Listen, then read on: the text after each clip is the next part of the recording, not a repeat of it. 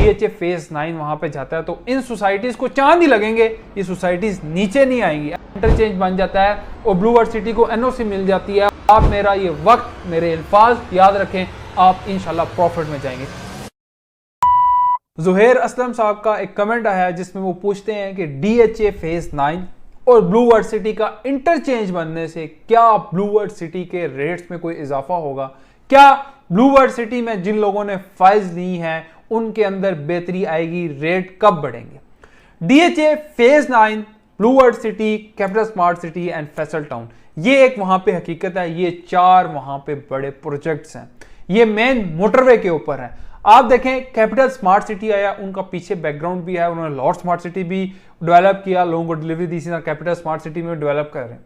अब बात करते हैं फैसल टाउन की, वो पुराने लोग हैं, वो भी अभी डिलीवरी करेंगे, वो भी लेट हैं, बिल्कुल आपकी बात से एग्री हूं कि वो लेट हैं, उन्होंने डिलीवरी लेट की है, लेकिन ऑब्वियसली वो देंगे, उन्होंने कमिटमेंट जो की है वो फुलफिल करेंगे। अब जो बात ज्यादा आती है कि DHA फेज 9 और ब्लू वर्ल्ड सिटी किस तरह एक दूसरे से अटैच है। फेज 9 के आने से capital smart city, blue world city और फैसल टाउन तीनों को ही फायदा है। कैसे? अब जो DHA में इस टाइम 1 कनाल करोड़ के आसपास और डेवलपमेंट चार्जेस 4,95,000 समथिंग पर मरला डेवलपमेंट चार्जेस आ रहे हैं, तो आप अंदाजा ये लगाएं कि एक तरफ DHA और दूसरी तरफ ये लो कॉस्ट हाउसिंग सोसाइटीज।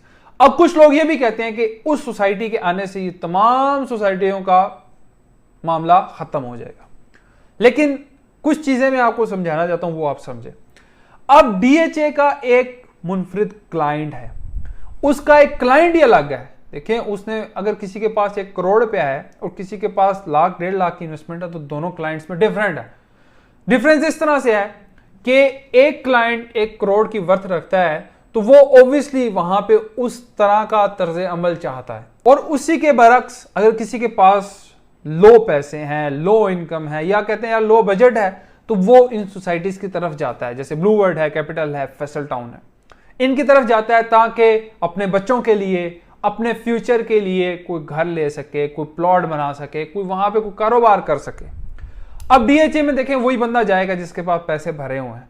तो मैं ये एक समझता हूं, ये मेरी अपनी जाती राय है कि अगर DHA फेज 9 वहां पे जाता है तो इन सोसाइटीज को चांद ही लगेंगे, ये सोसाइटीज नीचे नहीं आएंगी। ऐसा नहीं होगा कि अभी for example blue world city में 13.5 लाख का प्लॉट है तो बिल्कुल जीरो पे आ जाएगा, ऐसा हरगिज नहीं होगा। DHA फेज 9 के जाने से बहुत मार्केट के अंदर पॉजिटिव इंपैक्ट आया है, अभी तक आया है, इंपैक्ट बहुत अच्छा आया है, और इंटरचेंज जब निकल आता है तमाम मामला क्लियर होते हैं, क्योंकि ब्लू वर्ल्ड सिटी की जो वेसिनिटी है, जो उनका एरिया है, जो उनके प्लॉट हैं, वो मोटरवे के साथ भी लगती है। काफी लैंड मोटरवे के उस तरफ भी है सामने और आपकी दूसरी तरफ भी है मोटरवे के, और चक्री रोड के ऊपर भी बेशुमार जमीन है। तो DHA फेज 9 के जाने से मामलात बहुत ठीक होंगे, NOC आ जाएगी। तो देखें, हर सोसाइटी के लिए एक जंपिंग पॉइंट होते हैं, जिस तरह हवाई जहाज ना बन जाए ना, एक छक्का जिसे कहते हैं कि छक्का लग सकता है, छक्का लगने के पॉइंट्स हैं। अगर आप लोगों ने रिस्क लिया है तो लॉजिकल रिस्क लिया है, और आगे भी जो फैक्ट्स मैं आपको बता रहा हूँ, DHA फेज 9 की ओपनिंग हो जाती है, तमाम मामला क्लियर होते हैं, इसी तरह इंटरचेंज बन जाता है और ब्लू वर्ल्ड सिटी को NOC मिल जाती है और ऑन ग्राउंड प्लॉट आ जाते हैं। आप मेरा ये वक्त, मेरे अल्फाज याद रखें, आप इंशाल्लाह प्रॉफिट में जाएंगे। अगर किसी किस्म की कोई चीज सेल करना चाह रहे हैं, हमारे नंबर आ रहे हैं, कोई डिस्काउंट लेना चाह रहे हैं, तो हमारे साथ रब्ता करके अपनी क्यूरी को रिजॉल्व कर सकते हैं।